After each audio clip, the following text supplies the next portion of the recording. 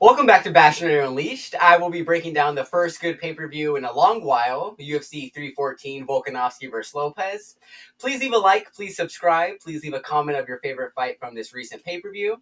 I will be breaking down all the fights from the early prelims to the main event, starting with the early prelim fight of Nora Cornolle versus Hailey Cowan. I was going with Nora Cornolle in this fight. Not a very high confidence pick. Hailey Cowan, I think this was her second fight in the UFC. Pretty much just a wrestler. Nora is a Muay Thai fighter. I was hoping Nora would just be able to keep it on the feet for 15 minutes and get the decision victory. Not what happened. 30 seconds in, Nora clinches with Hailey, which was like the worst possible decision you could ever make if you're her. Gets taken down, which was a poor choice to even get close to her, and gets held for like 4 minutes. So after round one, I'm like, all right, there goes that parlay. Nora was just a dumb bet. Terrible fighter, terrible fight IQ. Round two starts. Still hoping, okay, 2 more rounds, we got 10 more minutes. Just win these next 2 rounds, and we still win. Clinches with her again, 45 seconds in. So I'm like, oh my gosh, what are you doing, lady? Somehow she gets the reversal on top this time at least. And then maybe 45 seconds later, arm triangles Cowan to sleep. So pretty, I'm going to say lucky because, she did dominate her in the second round. But all of round one, she got dominated. So it was very scary for her to go to the ground again. Did get the win. Happy with that. I'm not very high on Nora anyway, even though she got the win. Hailey, you can just cut her. She was all wrestling in round one. Didn't even really throw anything. So happy with the Nora win. I don't know if I'm going to bet on her again. I didn't really like what I saw, but I'll take it. Moving on to the next fight, we have Tresean Gore versus Marco Tulio. I went with the underdog Tresean Gore in this fight, plus 250. What a waste that was. I literally said his only path to victory was get him up against the fence and go for takedowns. If you can't get him down, that is what it is. You try to strike with him. You didn't do anything what I said. You didn't get him up against the fence. You didn't try and take him down. After like minute 3, 4 of you getting pieced up and you not doing anything you should be, I was like, okay, I lost my money anyway. Just KO him, Tulio. Get it over with. Gore's bad. Cut him. I was glad he got KO'd in the end. Good win for Tulio. He's like 30 years old. He did have like 120 significant strikes in like 6 minutes. So pretty good victory for him. Gore's not that good. And you can just get rid of him for all I care. That was just not what he should have done at all. Terrible fight IQ. Never going to be anything. Get him out of here. Good win for Tulio. Next fight, we have Madaerji versus Mitch Raposo. I went with Madaerji in this fight. Low confidence pick. And like low confidence win. He went in like a split decision victory, won off of like leg kicks pretty much. Raposo wasn't helping his case at all. He was just going for these failed takedown attempts. Couldn't even really get him down.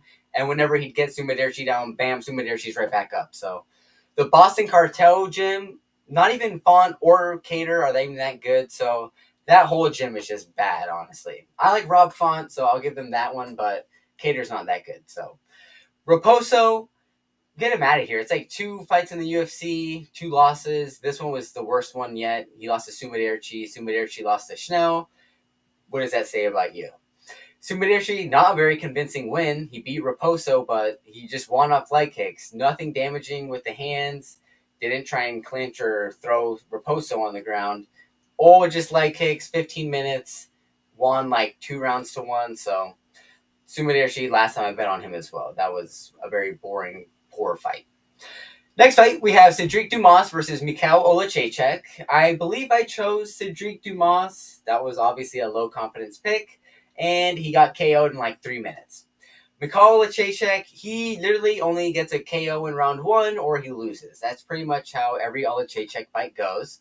He did, you could almost just tell after like 45 seconds, Dumas needed to like stay on the outside and just kind of blitz in with like 2 or 3 power shots at a time. Wasn't able to do that, wasn't even doing that, and every time Michal got close to him, he was damaging him within like 1 or 2 strikes to the head or body. Dumas is bad. I keep saying cut everyone, but if we're going to make the UFC the best promotion, cut the fat. Dumas, never going to be anything. He was, okay, had some good wins at first, but he's losing to Michal. I think Michal was trying to retire like a fight or 2 ago. I think that's kind of why I chose Dumas, because Michal was talking about retiring after he like lost to Kevin Holland. So if you lose to that, Dumas, he's like a little street fighter anyway, was never going to be a contender. Get him out of here. Moving on, we have Darren Elkins versus Julian Erosa. I picked Julian Erosa in this fight. Julian Erosa won, but this was like a bad fight, honestly. Elkins was just so slow, which I get. That's fair. That's fine. He's like 43, so I don't have any problems. I didn't bet on Elkins. It's fine the way he looked. Erosa was just bad, honestly. He was just slow as crap, too. Elkins is like 7, 8 years older than him, and Erosa was just nothing powerful on the feet. On the ground, he was getting taken down by Elkins with like no real struggle, just easily for Elkins. His submission attempts were bad. It was literally just the fact that Elkins just shot this bad takedown, and Erosa just started hitting him to the back of the head pretty much. 4 or 5 shots later, ref stopped it. People were saying bad stoppage.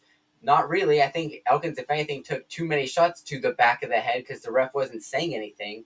That happens too much, honestly, in the UFC. The refs need to pull it when the fighters are getting hit in the back of the head. You hit him in the back of the head, bam, lose the position, back on the feet. It's dumb. So many fighters are getting finished. So many fighters are just taking unnecessary damage from that. Very bad win from Erosa. I did win my bet, won my parlay with him, but bad from Erosa. I don't like that. I wasn't very confident in that after seeing 2 minutes of him fight. Just so slow, not from a 35-year-old is what you would think.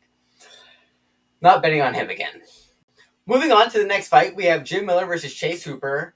This is like a 43-year-old guy versus me, pretty much. I'm 25, this guy's 43, so that's about 18 years older than me. That's pretty crazy. Chase Hooper completely dominated the fight. All these people that were saying before the fights, oh, we've seen Chase Hooper go from a boy to a man. You happy with that? I said it from the beginning. I said it now. He's still a boy. The striking is bad. No power. Wasn't able to finish Miller on the ground. He kept trying to do this little crotch ripper, which was pretty dirty. Why are you going to do that to like a 43-year-old guy? If anything, just go for like a choke. I don't know why you're trying to rip his groin apart. That's pretty grubby, but I that made me like not like Hooper. I was like, what are you doing, idiot? Just go for something else. Why are you trying to rip the old man's groin apart? And he couldn't get it. So he was doing the wrong thing. He had to like underhook his left thigh, and he just wasn't going that. He kept transitioning back to the leg. He had triangle or figure four with his legs. Bad win for Hooper. He just won every round off sheer control. Never got the submission. No power, no strikes. Bad win for Hooper. I didn't like it. He was like minus 1,000. Should be the last time we see that. He should be like minus, never ever minus 1,000 again for Chase Hooper. Never, that was not convincing at all. Moving on to the next fight, we have Xiaonan versus Virna Jandiroba. I chose Virna in this fight. At no point did I think that she was going to come like Chimaev across the cage and double leg Xiaonan down. I figured, okay, if anything, she'll just push her up against the fence after a minute or two, clinch her, kind of trip her down, drag her down, and then just hold her. Maybe get the late round submission. She pretty much did that. She didn't shoot any double legs like I thought she would. She just kind of pushed her up against the fence. Xiaonan would kind of circle for a minute or two. She would kind of wait for her moment, get her up against the fence, clinch, drag her down. She would actually go for some pretty good submission attempts all throughout the fight, round 1, 2, and 3. At some points, I thought she was going to get it. She had her in like 3 different arm bars, maybe each round. She had a really good attempt at it. Didn't get it, but pretty dominant win from Virna. Now she's number 1 in the strawweight division. She'll probably be fighting Zhang Weili next. Obviously, I'm going to ride with my girl Zhang Weili. Virna stands no chance in that fight. But in this fight, Xiaonan, pretty poor performance from her. Everyone knew she was just a striker, but her grappling is just so bad. If you get her down, she's not going to do anything to get back up. Virna had a good few submission attempts. Unlucky to not get it, but good win for Virna. It was like 30-27, maybe even 30-26 on one judge's scorecard. So dominant win from Virna. As disgusting as she is, she looks like Frodo, like I said before. Hideous. I showed my mom that fight. She was watching too, and she said she looked like a burn victim, and she was being serious. Shows what Virna looks like. But nevertheless, she won me my bet, won me my parlay. Virna, good job. Thank you for that. Moving on to the featured prelim, we have Dan Ige versus Sean Woodson. I chose Sean Woodson in this fight. I thought he was going to be too long, lanky for Dan Ige. He'd be able to dance for 15 minutes, keep him away. I guess when they released the scorecards after the fight, Dan Ige was up 2-0 anyway, so Woodson's just bad. But I thought Woodson was winning 2-0, very kind of like hope. I thought Woodson was winning 2-0 going into round 3. I wasn't like praying for it. I was kind of confident in it. And then, bam, like a minute in, Dan Ige rocks Woodson. Woodson kind of stumbles, moves for like another 5-10 seconds. Ige kind of hits him again. Woodson shoots on him. Ige, bam, again with the back of the head shots. Like 5-8 shots to the back of the head.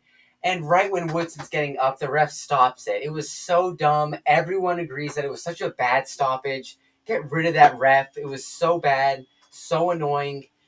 Not to even say, again, obviously I bet on Woodson, so I'm biased, but I wouldn't even say that Woodson would have survived the other, 3 minutes. It's just annoying that he stopped it there. That was so dumb, so bad.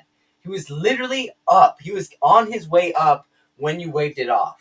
Woodson should have been freaking out in my mind. He was just way too, maybe he knew he was rocked. Maybe he knows more than I do. Maybe he was going to get finished, but that was such a bad stoppage. Everyone seems to agree with me on that, but I felt kind of robbed on that one. I don't know if Woodson would have survived, and I wasn't robbed because the scorecards came out and Ige was up 2-0. So even though I feel robbed, it wasn't a robbery, I guess, in the end. I still don't like Ige. I'm never, ever going to bet on him. He's so bad. He literally just has the overhand right, and he beat a really, frissy Sean Woodson. So nothing to be proud of. Moving on to the pay-per-view, we have Nikita Krylov versus Dominick Reyes. I was all in on Nikita Krylov this fight. So annoying what happened. I had him in just about 70-75% of my parlays. He gets KO'd inside 3 minutes. Dominick Reyes, I thought that, okay, he isn't what he used to be. He's getting a little bit older. Nikita's younger. Nikita did have a bit of a layoff, 2-3 years, if anything, but he had so many wins. He has so much more experience than Dominick. Has the ground game, has the KO power. And he was just overextending with every strike. Barely hit Dominick. Every time just reaching so far away. Wasn't connecting. And Dominick just powers him to the chin. Down he goes 2.5 minutes into round one. Nikita goes out. No follow-up shot. Maybe he hit him 2 follow-up shots and that was it. Nikita wasn't even trying to get back up. Terrible, terrible way to start off the pay-per-view. Right off the bat, my mood was pissed. I hated that. Not a big fan of Dominick, so that didn't serve me well anyway. It's not okay, Nikita lost, but at least I like Dominick. No. Lose. Terrible way to start off the pay-per-view.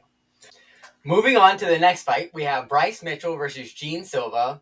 This was probably the fight I was most excited for the whole pay-per-view. I was rocking with my man Bryce Mitchell. Each press conference that he had with Gene Silva, anytime he had his little one-liner, I was getting all hyped, believing in him. And man, after a minute or two, you could just see, after the first takedown attempt, obviously you shouldn't get deterred from one failed takedown attempt, but you could just see it. The striking, I knew Bryce wasn't going to be able to stand with him, so that was always going to be concerning, but when he wasn't able to get the takedown attempts, when he got the takedown and he was in that super tight guillotine, the second Gene goes for it, I was like, okay, Bryce has him down. Okay, I don't think he's going to tap. Bryce is a good enough submission grappler to get out of this, know what he's doing. 5 seconds in it, 10 seconds in it, 15 seconds in it. Okay, Bryce, come on. Go ahead, get out. 20 seconds in it. Gene starts changing the form of his choke. Now Bryce is starting to struggle more. 25 seconds in it, 30 seconds in it. Okay, Bryce, come on. He starts to pop the head out. There's 25 seconds left in the round. You got him down, but you were in the submission the whole time. You guys have to rain ground and pound on him for 20 seconds. Nope. Instantly, 3 seconds later, Gene pops right back up. No damage was landed. I think Bryce tried to go for it again in round one, and Gene went for this little half attempt of a ninja choke. Didn't really get it. Round ends. Very concerned at the end of round one. I wasn't liking what I was seeing. Bryce was breathing hard. Crowd's barking. Gene's barking. Bryce, eyes wide, eyes far apart. Didn't like it. Round two starts, you could just see it, super hesitant striking, Gene's gaining in confidence, arms clearly weren't gassed from the submission attempt. Bryce goes for it again, bam, ninja choke, a lot tighter this time, throws him down, and Bryce taps, holds it for another second, and then Bryce goes out pretty much. I think he was out for 5 seconds, and I hate Gene Silva, goes up and over Bryce, starts barking over him. That pissed me off. Gene, I don't even know who he's going to fight in the featherweight division that's going to put him in his place for me. Give him like Movsar, honestly. Just give him some really boring. Let Movsar just drag him out for 15 minutes. Have him have some super boring fight. That's what he gets, honestly. Not even a super exciting back and forth striking fight. No. Have Movsar just hold him for 15 minutes, and that's what he gets. His little barking over Gene or Bryce while he's unconscious. That was annoying. Didn't like seeing that. Don't like Gene Silva. Bryce is what it is. I don't know. He's not that good, honestly. He's all wrestling, and if you can't get the wrestling against a non-wrestler, kind of says what it has to say about Bryce. So he's never going to be in the top 10, honestly. I don't see it. He's always going to be just floating higher 15, maybe even unranked soon. He's what? Bryce is like around 30-ish, so I don't know. He'll probably have a few more fights, and that might be it for him. I don't really see him. He's going to take more unnecessary damage. He's just so bad on the feet, and he had to be just like Khabib on the ground, and if you can't do that, is what it is. It's just Bryce. I don't know. Maybe something else. Next fight, we have Yair Rodriguez versus Patricio Pitbull. I chose the debuting Patricio, and what a letdown that was. 37 years old, you blew it, your chance at the UFC. Now you just start going farther and farther back in the rankings. Yair completely exposed him. So hesitant on the feet. What were you waiting for, Patricio? The commentators were saying, okay, yeah, maybe he's used to 5-round fights. Yeah, well, you know it's not a 5-round fight. You know it's 3 rounds. What are you waiting for? Why are you not engaging? You clearly lost round 1. Okay, maybe it takes 1 round to kind of get settled in. Okay, that's fair. That's how some people fight. Round 2, I was like, all right, it's go time, Patricio. Let's do it. No, nothing. He had like 2 moments in round 2 where he like exploded for like 3 seconds, and that was it. He had to just keep going with it, but he would stop after 3 seconds. Not enough flurries from him. Bam, round 2's over. All right, I guess Yair's going to win by decision. It's 2-0 now. Patricio, bam, round 3. Please, please. Okay, maybe he knows something I don't. Maybe he has a secret weapon up his sleeve. Come on, all his Bellator experience. He's going to go flatline Yair in round 3. Nope. Same old of round 1 and 2, not engaging. Yair just piecing him apart on the feet. Pretty sure Yair like threw him in round 1 and 2 when Patricio was trying to get him down. So the wrestling was bad.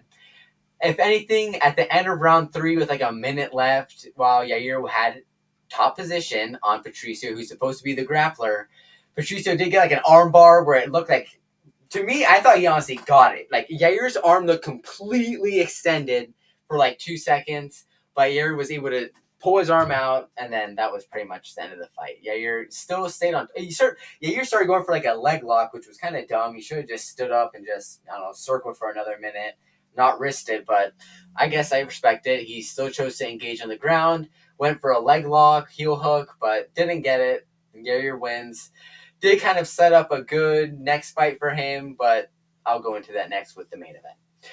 Co-main event, we have Michael Chandler versus Paddy Pimblett. I chose Paddy in this fight. I didn't expect it to go this way, honestly. I thought Paddy's striking wasn't going to be as good as it was this fight. Clearly, Paddy's gotten better. Chandler, he's clearly declining. His striking isn't even what it used to be. His striking was never amazing, but now he really just goes for the overhand, and that's it pretty much. No game plan, no 1, 2, 3 leg kick, none of that. Just big overhand rights. Paddy was able to circle, damage him. Chandler got him down round 1, was able to hold him down for maybe like 2 minutes. Paddy, I think, was able to get up and then get him down in round 1. Didn't really do anything from that. I think he had a late submission attempt. Didn't obviously get it. Round 1, I think the judges gave it to Chandler, which was kind of surprising. I thought Paddy had so many leg kicks in round 1, so he had way, way, way more significant strikes than Chandler. Judges are always bad, so kind of surprising they gave round 1 to Chandler. Round 2, Paddy comes out hot, starts getting it back on Chandler, starts getting him down, picks him up, slams down the Iowa State Division I wrestler, even though Paddy was never a wrestler ever. Paddy's dominating him. Paddy was basically able to just do this little jump switch knee that instantly cut Chandler big underneath his left eye. Chased him down, got to him, picked him up, slammed him down, and just rained on the ground and pound. Started blasting him with 12-6s. Haven't really seen a lot of that yet, but Paddy did it perfectly. Elbows, 12-6s. damaged him, a bloody mess Michael Chandler was, and he got this finish in round 3, probably like 3 minutes into that. The ref separates them. Good win for Patty. People are still going to say, yeah, like he always says, Chandler was finished. They're always going to make excuses for why Patty's not that good, but he kind of proved me wrong on that one too. I thought he was going to win, but I didn't think he was going to win like that. Really dominant win for Patty. Excited to see what's next for him. I think he's like number 7 now that he beat Chandler. Maybe. I think Fiziv's higher ranked than him, so they're not going to give him Fiziv. They're not going to give him Charles. Charles is still highly ranked. He should be fighting for the title. Maybe Topuria, honestly. And if Topuria beats Patty, or whoever wins that fight, honestly, could just fight for the title after that. Obviously, they have their little history with the hand sanitizer bottle. That would be a good one, honestly. Topuria versus Patty for a main event, even though it's not for a title. I think Patty was saying the exact stuff in the post-fight press conference. That would be a good fight. So hopefully they make that. Ilya versus Patty next. And moving on to the main event, we have Volkanovski versus Diego Lopes.